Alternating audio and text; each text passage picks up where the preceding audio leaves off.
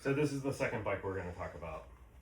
This is the NCR New Blue originally. This bike was raced by NCR as their personal bikes. From what I know, it was raced in the Canadian Thunderbike series. And on the first race, it got protested because it didn't have a VIN number. And at that time period, the bikes were brand new. So NCR went to the dealer, bought a brand new Paul Smart, switched the frame, went back to the track and won the race on Sunday. Was protested again, but they won that protest because then it had the VIN number. So in CCS, it says that the bike must be a North American street model and it must have a certain amount of VIN number. Like, I think it's 17-digit VIN or something like that. I don't remember every little detail, but I think the Canadian series was similar rules. And I bought the bike in 2010, I believe it was. And then I started to slowly transform it from a street bike. At that time, it was a street bike back to a race bike. And we brought it to a barber weekend in 2011 as a backup bike to the NCR Malona.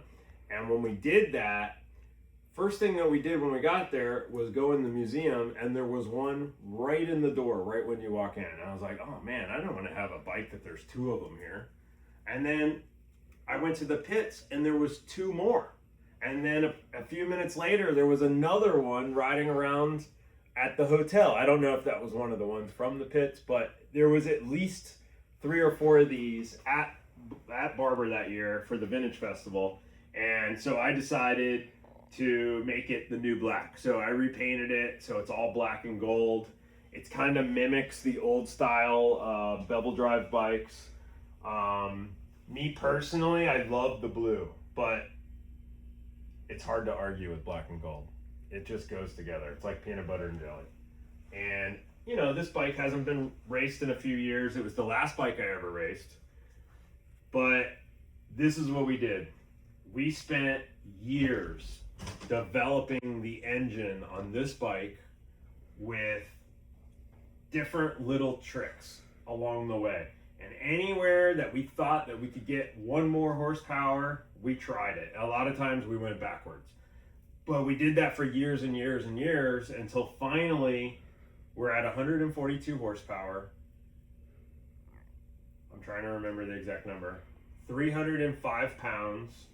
And I think it was just under 100 foot-pounds of torque. We also changed the wiring harness. We made the wiring harness here. Larry made the wiring harness. It has a Pectel, or now Cosworth dash and ECU, and it has live tuning. It's got traction control. It's got wheelie control. Here, let me see. I could turn this on for you. When it's pink like that, it means there's a problem. So if you look down and it's pink, you have the choice of pulling into the pits or keeping going and possibly destroying the engine. It has these LEDs for the shift lights. I kind of see those without even looking down. Plus, I know what the engine sounds like when it's time to shift. It's got, this is battery voltage. Right here tells you what gear you're in. This is oil temperature. This is map 4. And then over here, you'll have your pit speed limiter, and there's one other thing I cannot remember. Traction control buttons right here. This is more and less traction control. This is to switch maps. Pit speed limiter, and these are the really cool buttons. So these buttons work the brake master cylinder. Down is out on the lever, and the top button is in. So if you're in a situation where your brakes start to get boiled, you can move the lever out by just hitting the button. You see how it moves? I'm just barely hitting it. You could hear the little motor turn. That right there that changed my life, because we were having nothing but brake problems with my 1098, and when we switched to this, it basically fixed the problem. So I put it on all my bikes. I can't really start it up inside, but it sounds absolutely unbelievable. We worked really hard to try to make it where every single bolt is titanium. There's still a few that are not. I do have some that are made that I haven't put on there yet, but we had this little game, and it's basically with all the guys that work here, and it's called try to find a bolt on here that's not titanium. And anytime that somebody would find one, I would work the hardest to change them to titanium. Now, I can tell you there's a few. There's some in the wheel back here that holds the wheel together, and they're glued in place, so we never messed with those ones, but pretty much, I would say 98% of the bolts are titanium. Al Brown made the exhaust. This is after testing a bunch of different sizes. That helped with horsepower. Fuel cell, this is like the third or fourth version of the fuel tank. It only holds fuel from here to back. There's nothing up here. This is just for looks. So when you go to the brakes, the fuel doesn't slosh forward and bring the back wheel off the ground. So this bike is light in the rear, and it's fine when you're on gas, but when you're on brakes, it has no weight on the back tire, and that was kind of one of the fixes for that. If I had to pick a favorite part on the bike, I normally go to the Brembo calipers, and it's right where the dog's in the way. So these Brembos are monoblocks from World Superbike and maybe GP in the earlier days. They're 4 pads per caliper, and for me, these ones bite the hardest. So I could get away with running a smaller, lighter rotor, and with these calipers, it has unbelievable stopping power, especially for only being 305 pounds. Bodywork was all made here. This is carbon. The tail, this is like the 4th version of the tail. It was changed in this area from the Ducati Performance tail because your leathers would get snagged and get caught, and it would break your concentration during the race. It's got an STM slipper clutch. We spent years figuring out what were the best springs to put in them. We made the pulleys, so they're all aluminum. You can see NCR made these special nuts because I didn't like the stock ones, so those are titanium. It's got the O2 sensor, so it tunes live. So if you can basically have it so it tunes the last 10% on its own if you wanted to. Most of the time what we do is we just log the fueling and the air fuel. And like at VIR, you'll see when you turn in on the straightaway and the kink in the straightaway that the rear cylinder goes crazy lean. And we're able to make it richer just in that one spot, which is really cool. Actually, that video is on YouTube. We might be able to put a link to that. And you can see it's only the first and the last lap, and it's very wet in the first lap. And on the last lap, the engine bolt broke. It had an aftermarket engine bolt. Right now it has an NCR bolt in there. But the original bolt that came with the bike was OEM, and the bolt broke from the stresses of that track.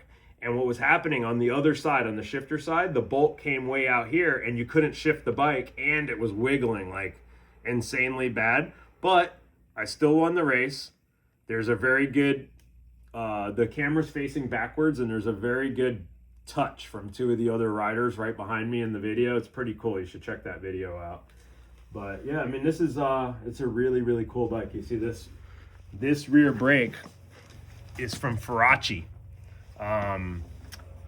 It's from an 888 from 1993 when they ran carbon fiber brakes, and Faraci had it where they had these rotors made to fit the street bike, and it's the same bolt pattern is this bike stock. So we were able, so it's carbon disc with carbon pads, and it's so light, it's insane. The disc weighs less than the bolts that hold it on, and these are titanium. And you can see here's something that we had a problem with one time. This is a control ring for the rear wheel speed sensor from the Ducati V2, and we were having a lot of like signal problems. And what we did is we machined out every other little stem right there, and it cleaned up the problem. They were too close together with the wheel speed sensor that we had. There's a lot of little things like that. It took years to develop this bike. It was crashed one time. It cost me a fortune to fix it. I broke my arm, so it gave me time to be able to fix it. But it took about a year to make sure the frame was straight, fix all the little things that broke. The gas tank and the tail section were gone. The front fairing was gone. But, you know, it got back together. And the cool thing about this bike is I would say that this might be the most wins of any bike is probably on this bike. I rode this bike for years. It always seemed to be more reliable than the more strung out motor that was in the other bike. The other motor was a little bigger, but this motor was a lot basically more reliable. Like I could go a year without even looking at it and it was still making 135 plus. When you see it hit 132 is when it would need to be refreshed and had some new piston rings, but that was kind of the number. It's got big throttle bodies. I mean, Superbike Mike helped us for years get the heads to where they are on this one. It's got special pistons. The domes of the heads are redone, so the pistons had to match the domes. So this motor is a 73 mil stroke with a 102 millimeter bore. It's basically a 1200 cc bike. It races against the SV650s in CCS, which is basically cheating to ride this bike against them. But most of the place I rode this bike was in ARMA. I want to say I raced 3 CCS races that I can remember on this bike, but I raced in ARMA every race for about 5 years, and I went to every track, and I would race in the Panigale class, and that was my goal, was to win overall in the biggest class. And, you know, in ARMA, it would depend on what track you went to, because there might be a fast guy at Willow, or, you know, Willow's kind of a weird track to try to win at, especially from trying to race against the guys that live there. But anyway, most of the tracks, this bike did very, very, very well. Oh, I forgot to add something.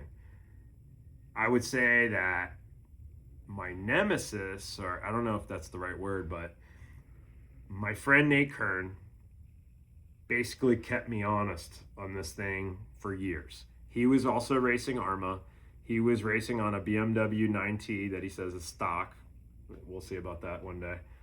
But it was so much fun to run with him every weekend. He didn't always run the Panigale class, but at least I got to run with him in Battle of the Twins. We were just talking, and I know the video wasn't on, but we just were remembering the old days. And one person that we definitely shouldn't have left out was a young man named Ed Key. He had an SV650 that was rumored to have 140 horsepower. And it was a little different with down low horsepower. On this had more torque, and I would pull up on him. But in the straightaways, that guy's bike was pulling me in the straightaways. And I know at the time that this bike was making at least 135. And, you know, he had some special smells coming out of his exhaust pipe, and he definitely was the guy to beat in CCS in the 90s. And what happened was, back then I was racing a different bike. It was a Bimota, and it had a 900 SS engine in it, and it was carbureted, not fuel injected. And basically we just couldn't even keep up with that dude in the straightaway. And our home track, the lap times would be the same, but he was making up the time on the drive out of the corner, and we just couldn't get by him in the straightaway. And basically that was kind of the catalyst to start with the 1000 engine. And we were definitely the underdog, and a lot of people are like, oh man, you guys are, you know, basically like a factory team in CCS. But in CCS, in lightweight, I didn't really race that much CCS in the lightweight. I would show up at Daytona because Daytona's my track, and I love straightaways, and I love Daytona. But most of the time, those races that I won were on a less than 100 horsepower Bimota with a 900 SS engine. It wasn't this bike. But we did find it where we were capable of doing 140 horsepower. And I'm not going to say that Charlie Mavros didn't take advantage of that, because his bike was faster than this one. And there's actually a new owner of that bike, and he's getting it ready for ARMA this year coming up. I'm not going to mention his name either, because I don't know if he wants me to, but it's going to be nice, hopefully, to see both bikes at the track, maybe at Barber at the end of the year. Maybe somebody else could ride this one and just at least get to see it out there again. It's actually something new I got. I never had the original rear stand. This is an NCR titanium rear stand. One of our good customers, Carl, he hooked me up with that. I don't know where he found it. Found it online somewhere. It always had a Ducati rear stand before, but that's a pretty cool rear stand. To think that somebody made this out of titanium. It's really, really cool.